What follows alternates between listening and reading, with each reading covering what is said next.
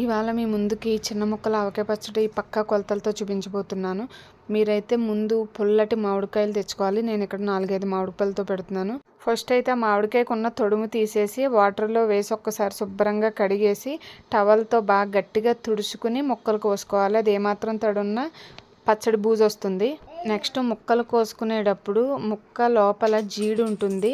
ఆ జీడి కన్ఫామ్గా తీసేయాలి. తీసేసిన తర్వాత ఒక స్పూన్ హెల్ప్తో లోపల ఒక పొర ఉంటుంది, ఆ పొర కూడా క్లీన్ చేసుకోవాలి. నెక్స్ట్ నేను చూపించిన సైజులో ముక్కలన్నీ కోసేసుకోవాలి. నేనైతే ఇలా మొత్తం ముక్కలన్నీ కట్ చేశాను. ఇప్పుడు నేను మీకు చూపించిన స్పూన్తో 3 స్పూన్స్ మెంతులు తీసుకున్నాను. లో ఫ్లేమ్లో లైట్గా కలర్ మారేంత వరకు వేపించాను.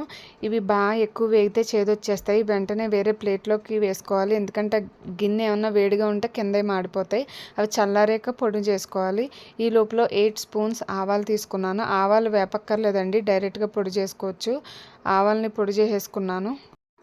అలాగే మెంతులు కూడా చల్లారిపోయినాయని మెంతులు కూడా మెత్తగా పౌడర్ చేసుకున్నాను. నెక్స్ట్ వచ్చేసి 2 వెల్లుల్లిపాయలు తీసుకున్నాను. ఇవి వచ్చేసి కచ్చా పచ్చా నలిపేసి పక్కన పెట్టుకోవాలి. నెక్స్ట్ వచ్చేసి ఇక్కడ చూపిస్తున్న గిన్నెతో నాకు 2 గిన్నెలు మామిడికాయ ముక్కలు వచ్చాయి.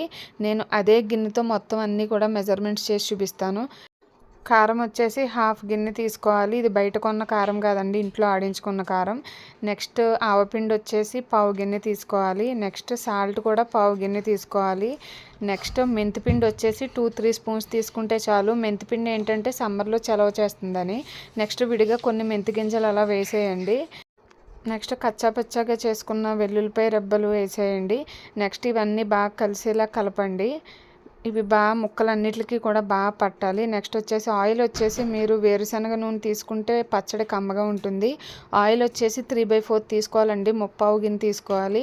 ఆ తర్వాత కలిపేసి 3 డేస్ పక్కకు పెట్టేస్తే ఇక పచ్చడి ఇలా రెడీ అయి ఉంటుంది. నాకైతే ఉప్పు కారం అవన్నీ కూడా పర్ఫెక్ట్గా సరిపోయాయండి.